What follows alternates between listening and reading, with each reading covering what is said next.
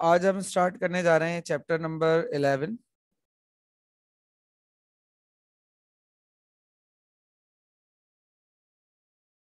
Chapter number 11 और chapter number 11 है chemical industries of Pakistan.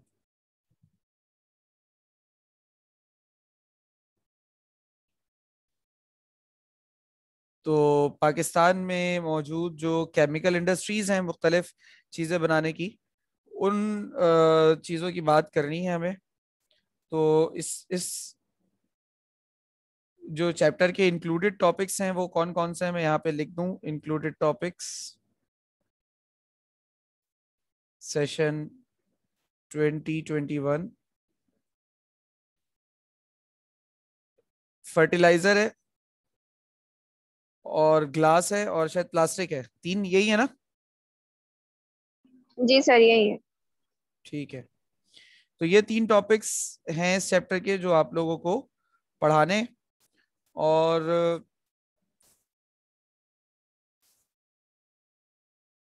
जल्द से जल्द इंशाल्लाह इस चैप्टर को पढ़ाकर आगे चलते हैं। तो सबसे पहले जो हम स्टार्ट लेंगे बेटा वो फर्टिलाइजर से लेंगे।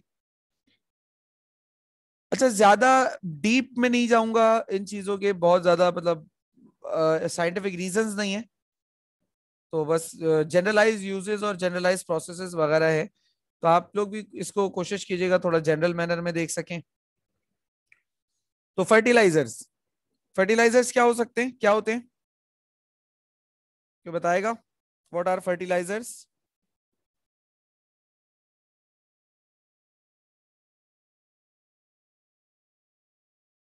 बेटा फर्टिलाइजर बता सकता है खाद। कोई? खाद को सर, कहते हैं। खाद वगैरह। खाद वगैरह में क्या है? खाद तो ठीक है, मतलब वही खाद। सही है। तो क्या होता है, फंक्शन क्या है इस खाद का? ये जो है प्लांट्स के ग्रो करने के लिए ज्यादा होते हैं, अच्छा बेनिफिशियल होता गुड। तो फर्टिलाइजर्स क्या है? ऑर्गेनिक और इनऑर्गेनिक सॉल्ट्स।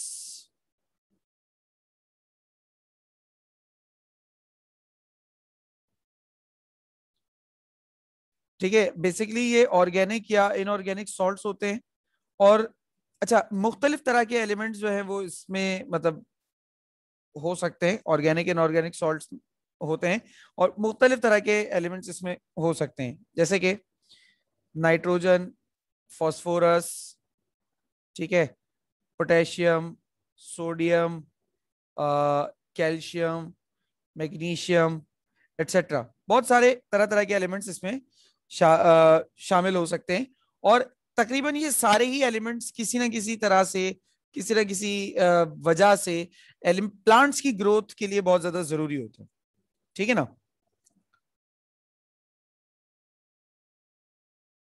और फर्टिलाइजर्स का फंक्शन, जैसा कि अभी मुझे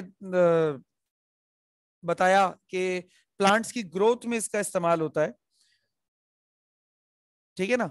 तो अगर इसके हम फंक्शनैलिटी की बात करें, तो इसकी जो फंक्शनैलिटी है, फंक्शन, फर्टिलाइजर का काम क्या है बेटा? फर्टिलाइजर का काम है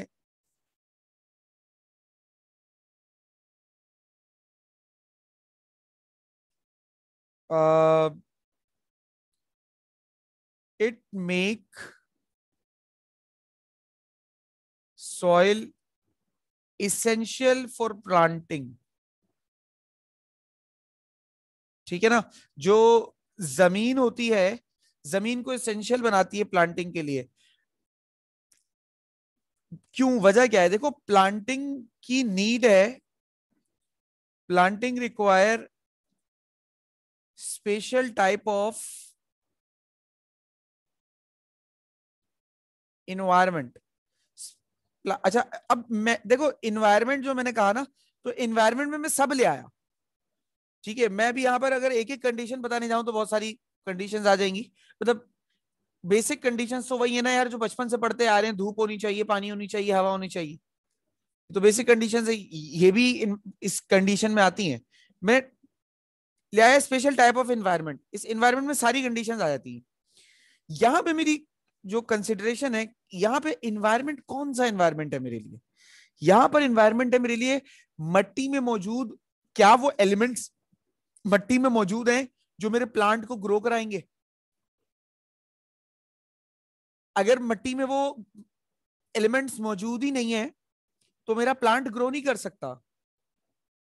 एक सिंपल एक मिसाल देता हूं, वो टीवी में हम लोग ऐड देखते हैं हॉर्लिक्स वगैरह, हॉर्लिक्स, कॉम्प्लेन, कॉम्प्लेन और ये सारी जो जूस मतलब एनर्जी ड्रिंक्स हैं, कॉम्प्लेन और हॉर्लिक्स के लिए ना कि ये बच्चे को बड़ा कर देता है, रबर बैंड तो नहीं है कि खींच के बड़ा कर दिया जाएगा।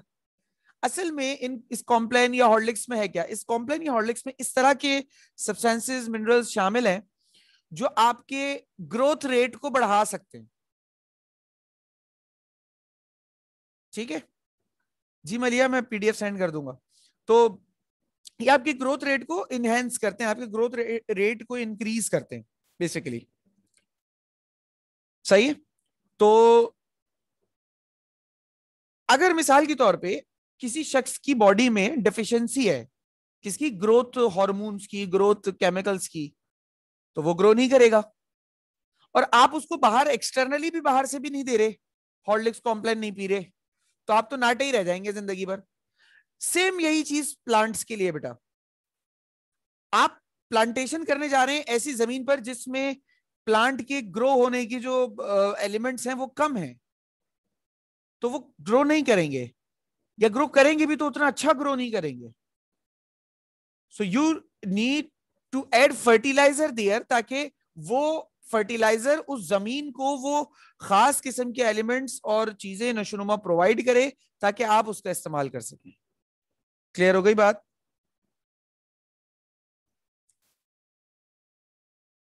जी सर। Yes sir. तो ये आ गए हमारे पास प्लांट्स। एक मिनट बेटा। अच्छा जी, फर्टिलाइजर का एक काम और भी होता है बेटा, आ, ये पीएच मेंटेन करता है। ठीक है, ये एक बड़ा इसका इंपॉर्टेंट काम है, maintain pH of the soil. अच्छा, पीएच को कहाँ मेंटेन करता है? पीएच को मेंटेन करता है ये न्यूट्रल से, न्यूट्रल से ये बेसिक रीजन में जो है ना वो उसको मेंटेन करता है। 7 से लेकर तकरीबन 9 के बीच में पीएच जो है ना ये मेंटेन होती है सॉइल की, वो सॉइल जो प्लांटेशन के लिए चाहिए। क्योंकि इसके ऊपर नीचे की जो सॉइल होती है ना बेटा वो खराब हो जाती है। 7 से लेकर 9 ये सॉइल ऐसी है जो बहुत अच्छी है प्लांटेशन के लिए। सही है। और इस अब जैसे मिसाल के तौर पर आप 7 से नीचे आ जाते हैं, 6 पर आ जाते हैं, 5 पर आ जाते हैं, तो इस सॉइल पर प्लांटेशन हो सकती है लेकिन उतनी अच्छी नहीं होगी। इस तरीके से 9 में 9.5 10 तक भी प्लांटेशन हो सकती है लेकिन उतनी अच्छी नहीं होगी। और अगर इसी वैल्यूज में और नीचे चले जाओ, लाइक 4 पर, 3 पर आ जाओ, और अगर 10 11 पर आ जाओ, तो उस ऐसी सॉइल पर तो पीएच प्लांटेशन हो ही नहीं सकती है, वो तो बिल्कुल बंजर जमीन होगी। समझ गए भाई? क्लियर? कोई सवाल? No sir. अच्छा, अब आपके पास जो फर्टिलाइजर्स होते हैं उनकी क्लासिफिकेशन कितनी है?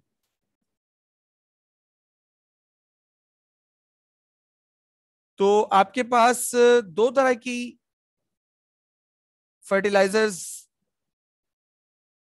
हैं। एक तो नेचुरल फर्टिलाइजर है, और नेचुरल फर्टिलाइजर से तो आप लोग सब हम आहंग हैं वैसे मेरे ख्याल से, कोई ऐसा नहीं है जो नेचुरल फर्टिलाइजर को ना जानता हो।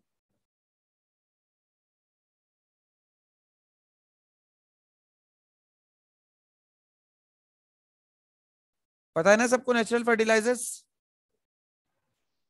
Yes sir. ये है वेस्टेज ऑफ एनिमल। अच्छा, वेस्टेज में ना एक बात यहां पर मैं बताऊं, वेस्टेज में बच्चे समझते हैं कि हम सिर्फ और सिर्फ एनिमल स्टूल की बात कर रहे हैं। नहीं बेटा, एनिमल स्टूल ही सिर्फ वेस्टेज नहीं होता। कब्रिस्तान की जो मिट्टी होती है ना, कब्रिस्तान की मिट्टी, वो बहुत जरखेज होती है। पता है क्यों? क्योंकि कब्रिस्तान की मिट्टी की जरखेजी की वजह ये होती है कि उसमें हजारों मुर्दे दफन होते हैं। जब लिविंग बॉडी हमारी डिकम्पोज होती है ना बेटा, तो हमारी बॉडी के भी जो मिनरल्स और मादनियात होते हैं वो जमीन में चले जाते हैं। अब हमारी बॉडी के अंदर कितनी ही मादनियात ऐसे होंगे जो जमीन को जरखेज बनाने के लिए काफी हैं, तो उनसे जमीन क्या हो जाती है? जरखेज हो जाती है। तो वेस्ट ऑफ एनिमल्स का मतलब नॉट ओनली स्टूल, बट जैसे डेड बॉडीज होती हैं एनिमल्स की, वो भी अगर किसी जगह पर डिकम्पोज होती है पूरी बॉडी, तो वो जगह भी बाकी जमीन के मुकाबले में ज्यादा आपके पास जो है वो जैसे कह सकते हैं कि फर्टिलाइज हो जाती है। ठीक है ना? क्लियर हो गई बात?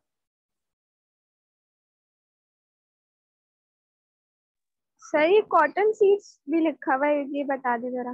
देखो, वेस्ट ऑफ एनिमल्स ये सबसे इंपॉर्टेंट फैक्टर है जो कॉमनली आप लोगों ने देखा होगा, खाद डलती है। बट इसके अलावा कुछ बीजें ऐसी होती हैं, जैसे कि कॉटन सीड्स का जिक्र किया है। अब कॉटन सीड्स बेसिकली क्या है? देखो, कॉटन सीड्स ये कुदरती तौर पर उगने वाला एक पौधा है, आप इसे बनाते तो नहीं हो, तो पहली बात तो ये नेचुरल हुआ। अच्छा, फर्टिलाइजर कैसे? क्योंकि जब इस पौधे के बीज को देखा गया, तो इस पौधे के बीज में इस तरह के एलिमेंट शामिल थे जो जमीन को जरखेज बनाने के लिए काफी हैं। समझ गए? जी सर।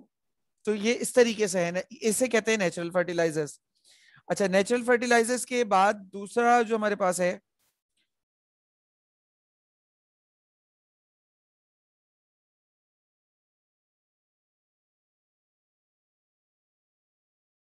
और दूसरा है हमारे पास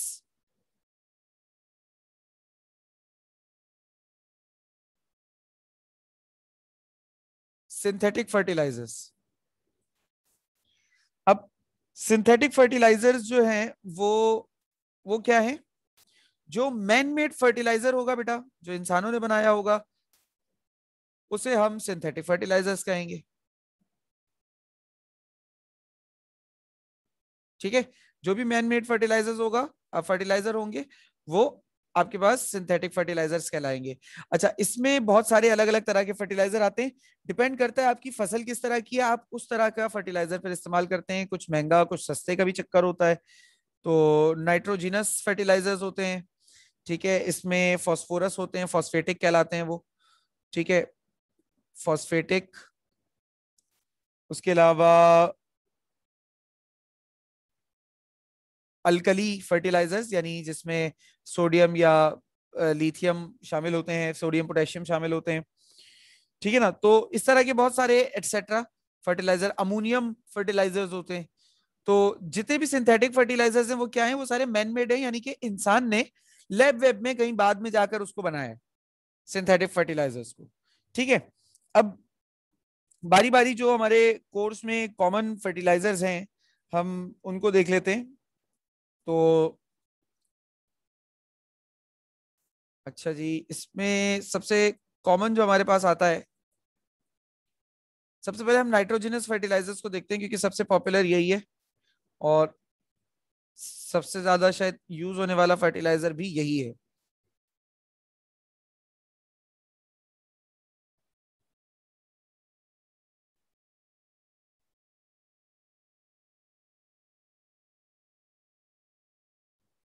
अच्छा, नाइट्रोजनस फर्टिलाइजर्स। अच्छा, नाइट्रोजनस फर्टिलाइजर्स आपके पास जो है ना वो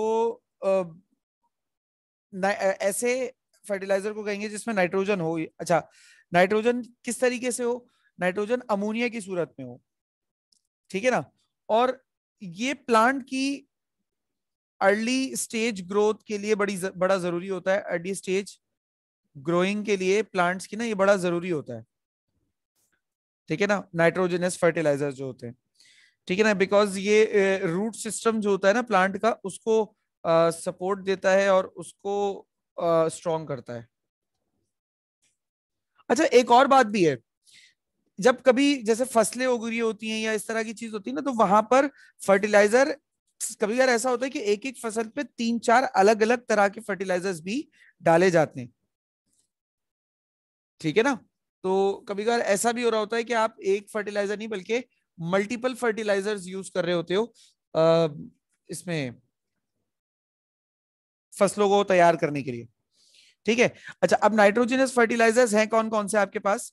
तो नाइट्रोजनस फर्टिलाइजर्स में आपके पास सबसे इंपॉर्टेंट और सबसे ज्यादा इस्तेमाल होने वाला यूरिया। ठीक है। उसके अलावा अमोनियम नाइट्रेट है।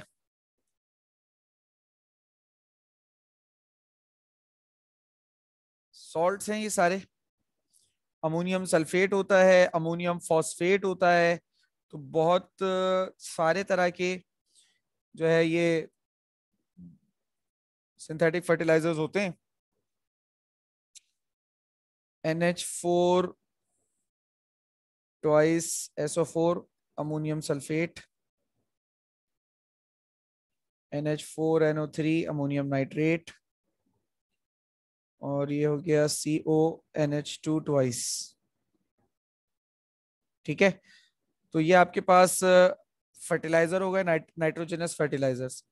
अच्छा, नाइट्रोजनस फर्टिलाइजर्स के बाद अगर आगे बात करें तो नंबर 2 आपके पास जो इसी के टाइप में आगे आता है हमारे पास, वो आते हैं फॉस्फेटिक।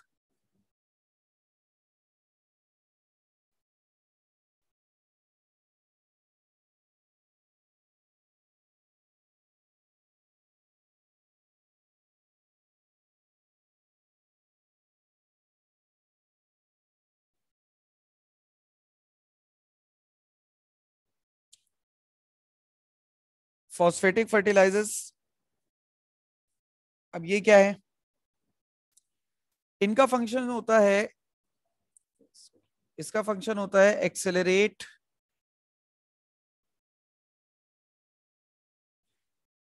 Fruit growth. ठीक है, ये फ्रूट ग्रोथ को बढ़ाता है। यानी कि इसका जो इस्तेमाल है फॉस्फेटिक फर्टिलाइजर्स का, ये इस्तेमाल ज्यादातर अ, खेती में नहीं होता।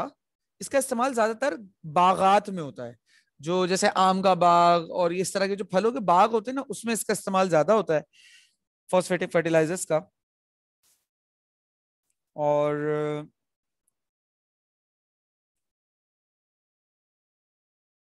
उसके अलावा फॉस्फेटिक फर्टिलाइजर का ये काम होता है, और क्या कर सकता है ये Also मुख्तलिफ तरह increase की पेस्ट। resistance. किसकी, क्या कह रही है बेटा? Also increase resistance to diseases. हाँ, पौधों की बीमारियों से रेजिस्टेंस शो करता है। रेजिस्टेंस टू डिजीज, पौधों को जो मुख्तलिफ तरह की बीमारियां हो जाती हैं उनको, उनसे रेजिस्टेंस शो करता है। अच्छा, एक चीज यहाँ पर मैं मेंशन करना भूला हूँ।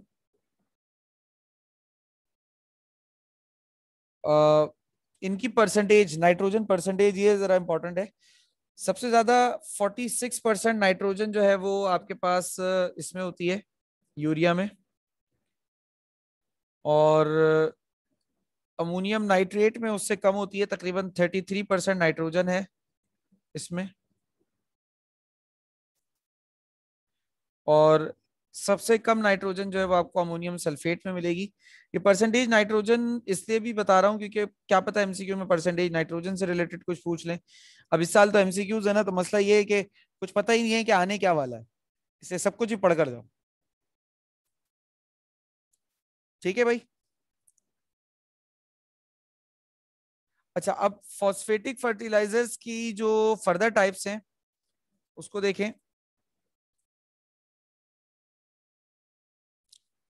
इसमें एक आता है हमारे पास सुपर फॉस्फेटिक।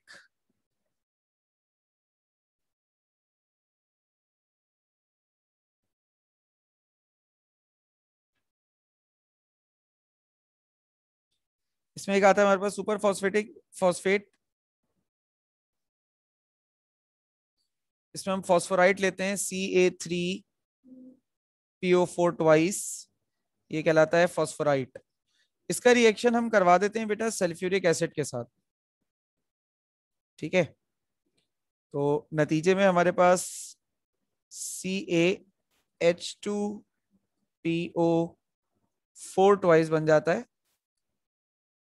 और कैल्शियम सल्फेट ये होता है बेटा, ये है वो खाद कैल्शियम फॉस्फेट की जो पौधों के लिए इसेंशियल होती है, ठीक है ना। अच्छा, इस पूरे मिक्सचर को, ये जो पूरा मिक्सचर है, इस पूरे मिक्सचर को बेटा सुपर फॉस्फेट कहा जाता है, ठीक है ना। तैयार होने के बाद ये पूरा का पूरा मिक्सचर उठाकर जो है वो फसलों में डाल दिया जाता है, सही है। और अच्छा, सिर्फ ये PO4 वहां पे खाद का काम नहीं कर रहा होता, इसेंशियल एलिमेंट के तौर पे वहां पे कैल्शियम भी होता है, कैल्शियम पॉजिटिव भी एक इसेंशियल एलिमेंट होता है प्लांट की ग्रोथ में, तो इसको भी हम नजरअंदाज नहीं कर सकते। अच्छा जी, अब आ जाइए पार्ट बी पर।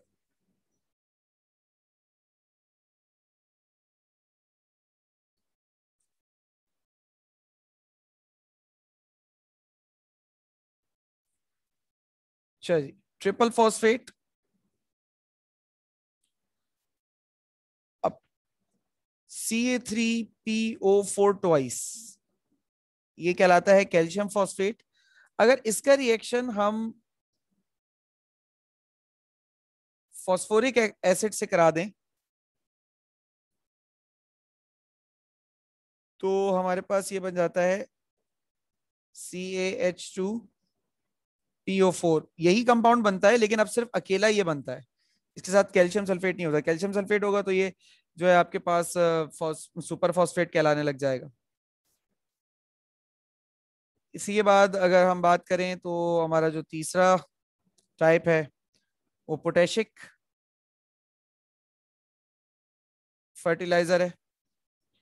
अब जल्दी से इसे बस वाइंड अप कर लेते हैं। इसके अंदर जो इसेंशियल एलिमेंट होगा बेटा वो पोटेशियम होगा, ठीक है ना। Potassium will be essential element, यानी कि ऐसा कोई सॉल्ट होना चाहिए जिसके अंदर पोटेशियम हो। अच्छा, अब ऐसा कोई सॉल्ट हो जिसके अंदर पोटेशियम हो, इसका ये मतलब नहीं है कि पोटेशियम का कोई भी सॉल्ट उठा के डाल दो। बेटा कोई भी सॉल्ट भी ऐसा नहीं है कि आप कोई भी सॉल्ट उठा के डाल दोगे तो वो ये काम करना शुरू हो जाएगा, क्योंकि हो सकता है कि वो सॉल्ट प्लांट को बजाय फायदा देने के नुकसान ही दे दे। तो ये भी चीजें हमें जरा देख के डालनी पड़ती हैं। इसके बाद कुछ इंडस्ट्रीज हैं जो फर्टिलाइजेशन का काम करती हैं, जैसे बहुत मशहूर इंडस्ट्रीज हैं, फौजी फर्टिलाइजर है, ये कुछ बस नाम है। उसके अलावा पाक अमेरिकन फर्टिलाइजर्स हैं